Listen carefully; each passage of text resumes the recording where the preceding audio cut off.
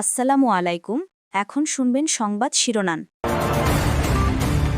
স্বাস্থ্যের আলোচিত ঠিকাদার মিঠু তেলসমাতি বেনামে এবি ব্যাংক থেকে বিপুল অর্থ লোপাট, ৩,০০০ টাকার ভাড়া দোকান দেখিয়ে প্রায় ১০০ কোটি টাকা ঋণ। জনতা ব্যাংকের বাগেরহাট শাখায় ঋণ জালিয়াতি, গ্রাহকের নাম লিমিট পরিবর্তন করে ২.২ কোটি টাকা আত্মসাৎ, অভিযোগের তীর ব্যবস্থাপকের দিকে।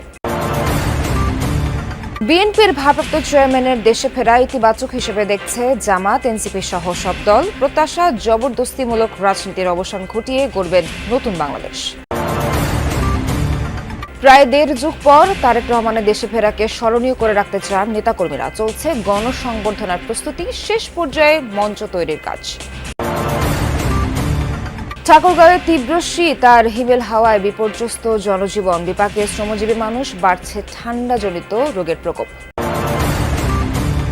আসসালামু আলাইকুম। এতক্ষণ দেখছিলেন সংবাদ শিরোনাম, এখন দেখবেন বিস্তারিত। ব্যাপারটা অনেকটা ওয়েব সিরিজের মতো। কাগজে কলমে ঋণ একজনের নামে, তাকে পাঠিয়ে দেওয়া হয় মালয়েশিয়ায়, যাতে তার টিকিটটিও খুঁজে না পায় রিকভারি টিম। অন্যদিকে বেনামি ঋণের টাকা তুলে আড়াল থেকে ৯-৬ করে যাচ্ছে শক্তিশালী চক্র।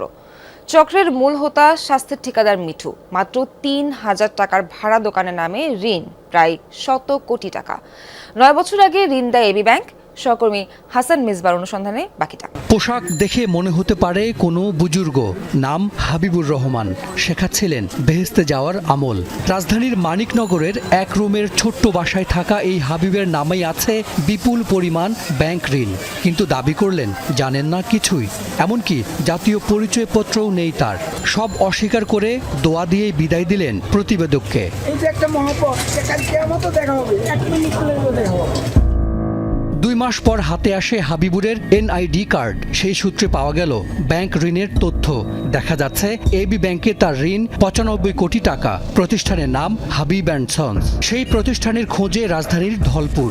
ঠিকানায় নেই হাবিব অ্যান্ড সন্সের নামগন্ধ, ঝুলছে মুরাদ লাইটিং হাউসের ব্যানার। ছোট শাখায় বড় জালিয়াতি, যেখানে রক্ষকই হয়ে ওঠেন ভক্ষক। ২৪টি ভুয়া ঋণ সৃষ্টি করে প্রায় ২.২ কোটি টাকা আত্মসাৎ করেছেন শাখা ব্যবস্থাপক নিজেই। ঘটনাটি ঘটেছে জনতা ব্যাংক বাগেরহাট কর্পোরেট শাখায়। এতে জড়িত শাখা ব্যবস্থাপক দেবাশিস চন্দ্র মিস্ত্রি। গ্রাহকের নাম এবং লিমিটও পরিবর্তন করেছেন তিনি, যদি এসবের দায় অস্বীকার করেছেন শাখা ব্যবস্থাপক। বিশ্লেষকরা বলছেন, অভ্যন্তরীণ সুশাসনের ঘাটতি এবং অডিট দুর্বলতায় এমন ঘটনা ঘটছে ব্যাংকে। বড় ধরনের জালিয়াতির ঘটনা ঘটেছে জনতা ব্যাংকের বাগেরহাট কর্পোরেট শাখায়। ঋণের নামে প্রায় ২.২ কোটি টাকা আত্মসাৎ করেছেন শাখা ব্যবস্থাপক নিজেই, যা উঠে এসেছে ব্যাংকটির অভ্যন্তরীণ তদন্তে। শাখা ব্যবস্থাপক দেবাশিস চন্দ্র মিস্ত্রি ২.৫ বছরে ভুয়া লোন সৃষ্টি করেছেন ২৪টি। এর মধ্যে ৭টি ব্যক্তিগত ঋণ এবং সঞ্চয় হিসাবের বিপরীতে দেওয়া হয়েছে ১৭টি ঋণ। এসব ঋণের মধ্যে ১৫টির কাগজপত্র দেখাতে পারলেও ৯টি ঋণের কোনো প্রমাণপত্র পাওয়া যায়নি। সরবরাহ করা প্রতিটি ঋণের মঞ্জুরিপত্রেই সই আছে শাখা ব্যবস্থাপকের। যদিও ভুয়া ঋণের মাধ্যমে অর্থ আত্মসাতের অভিযোগ অস্বীকার করেছেন তিনি, তবে ক্যামেরার সামনে এ বিষয়ে কথা বলতে রাজি হননি। না, আমার অভিযোগ নাই তো এরকম। শাখা ব্যবস্থাপকের জালিয়াতির বিষয়টি পূর্ব পরিকল্পিত। তারেক রহমানের দেশে ফেরার সিদ্ধান্ত সামগ্রিক রাজনীতির জন্য ইতিবাচক বলে মনে করে জামায়াত, এনসিপি সহ বাকি দলগুলো। বিএনপির শীর্ষ নেতাকে স্বাগত জানিয়ে তার কাছে জবরদস্তিমূলক রাজনীতির অবসানের প্রত্যাশা করেন। নেতারা বলেন, গণতন্ত্রের ধারাবাহিকতা অক্ষুণ্ণ রেখে সবাইকে নিয়ে আগামীর বাংলাদেশ তৈরি করা গেলে তারেক রহমানের রাজনীতির ইতিহাস হবে অনন্য ও দীর্ঘমেয়াদী। ২৫ তারিখে ইনশাআল্লাহ আপনাদের দয়া আল্লাহর রহমতে আমি দেশে ফিরে যাব। প্রায় ১৭ বছর পর দেশের মাটিতে পা রাখতে যাচ্ছেন বিএনপির ভারপ্রাপ্ত চেয়ারম্যান তারেক রহমান। তাকে বরণ করে নিতে স্মরণকালের সর্বোচ্চ জমায়েতের প্রস্তুতি নিচ্ছে বিএনপি। দেশে না ফেরা ঘিরে রাজনৈতিক সমালোচনার যেমন অবসান হতে যাচ্ছে, তেমনি সংকট মোকাবেলায় তারেক রহমানকে সমাধান মনে করছেন এই রাজনীতি বিশ্লেষক। ১৫-১৬ বছরে তার যে রাজনৈতিক দলগুলো, সহযোদ্ধা মিত্র রাজনৈতিক দলগুলো আছে, বিএনপির টানাপোড়েনের যে জায়গাটা আছে, সেই সংকটের একটা সমাধান হবে তারেক রহমানের উপস্থিতির মধ্য দিয়ে। এগিয়ে চলেছে তারেক রহমানের গণসংবর্ধনার প্রস্তুতি।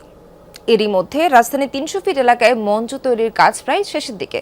দফায় দফায় পর্যবেক্ষণ চলছে অভ্যর্থনা কমিটির। দীর্ঘ ১৭ বছর পর বিএনপির ভারপ্রাপ্ত চেয়ারম্যানের দেশে ফেরাকে ঘিরে অধীর অপেক্ষায় নেতাকর্মীরা। দীর্ঘ প্রায় 1.5 যুগের নির্বাসিত জীবনের অবসান ঘটিয়ে আগামী 25 ডিসেম্বর দেশে ফিরছেন বিএনপির ভারপ্রাপ্ত চেয়ারম্যান তারেক রহমান। পাসপোর্ট নবায়ন না হওয়ায় ট্রাভেল পাস বা ভ্রমণ অনুমতি নিয়েই ফিরছেন দেশে। তার এই প্রত্যাবর্তনকে স্মরণীয় করে রাখতে রাজধানীর পূর্বাচল 300 ফিট এলাকায় ঐতিহাসিক গণসংবর্ধনার আয়োজন করেছে বিএনপি। জনদুর্ভোগ এড়াতেই পূর্বাচলের স্থানটি বেছে নেওয়া হয়েছে বলে জানান নেতারা। এরই মধ্যে দফায় দফায় প্রস্তুতি পর্যবেক্ষণ করে অভ্যর্থনা কমিটি। ইতিমধ্যে দেখতেই পাচ্ছেন যে বিএনপির সকল পর্যায়ের নেতৃবৃন্দের মাঝে একটা উৎসাহ উদ্দীপনা তৈরি হয়েছে। যেই সময় আমাদের হাতে রয়েছে এর মধ্যে আশা করি আমাদের কাজ সব সুচারুরূপে শেষ হবে। আমরা হেলথ ক্যাম্প করব, আমাদের যারা নেতা কর্মী আসবে তাদের চিকিৎসার জন্য আমাদের 25টি অ্যাম্বুলেন্স সারা ঢাকা শহরে থাকবে। উত্তরের জেলা ঠাকুরগাঁওয়ে জেকে বসেছে শীত। ঘন কুয়াশা আর কনকনে ঠান্ডা হওয়ায় বিপর্যস্ত হয়ে পড়ছে জনজীবন, ব্যাহত হচ্ছে স্বাভাবিক চলাচল। শীত বস্ত্রের অভাবে বিপাকে শ্রমজীবী মানুষ, বেড়েছে শীতজনিত রোগ। তবে শীত মোকাবেলায় সব ধরনের প্রস্তুতি রয়েছে বলে দাবি জেলা প্রশাসনের। ধীরে ধীরে আড়মোড়া ভাঙছে সূর্যি মামা। ঠাকুরগাঁয়ে ভীষণ শীত, সেই শীতে যেন কাবু স্বয়ং প্রকৃতি। দূরে দূরে দেখা যাচ্ছে কৃষকের আবছা ছায়া, যেন কুয়াশার বুক চিরে স্বপ্নের মতো আস্তে আস্তে দৃশ্যমান হচ্ছেন তারা। হাড় কাঁপানো শীতে কৃষকদের পোহাতে হচ্ছে নানা সমস্যা, তবু সকাল হতেই ছুটতে হচ্ছে পেটের দায়ে। কুয়াশা না হলেও কালকে তো 1টা পর্যন্ত ছিল দুপুর। আমরা তো দিন মজুর করে খাই, আমাদের তো মনে করি যে শীত পড়লে তো আমাদের কাম কাজ নাই, আমরা ওই কোনোদিন না খায়া থাকি, কোনোদিন পাই, কোনোদিন খাই নাই। সন্ধ্যার পরে থাকা যায় না, সকালটাও একটু কম, সন্ধ্যার পরে বেশি ঠান্ডা। ঠান্ডা, ভাড়া ভোটটা কমে গেছে। আগে যেমন 500 টাকা ভাড়া মারতাম, এখন 250-300 টাকার মধ্যেই ভাড়া হচ্ছে। যাত্রীও খুব কম উঠতেছে গাড়িতে ঠান্ডার কারণে। ধানের শীষ এখনো আসেনি, কাঁচা সবুজ ধানের ক্ষেত জুড়ে নেমেছে কুয়াশার আস্তরণ। পাতা ছুঁয়ে ছুঁয়ে রাতভর জমেছে শিশির। এমন শীতে বাড়ছে ঠান্ডাজনিত রোগ আর চাপ বাড়ছে হাসপাতালে। ঠাকুরগাঁয়ে প্রচুর রুগী, এই রুগী সেটা হচ্ছে একটা বেডে 3 জন করে রুগী আছে। ঠান্ডার কারণে হওয়ার পরে নিউমোনিয়া দিচ্ছে, জন্ডিসে ধরছে। এখন ওখান থেকে ওষুধটা চাচ্ছে না, এখন ঠান্ডা অনেক লাগছে। আর ভাগ্যের সমস্যা ঠান্ডার জন্য নিউমোনিয়া হয়েছে।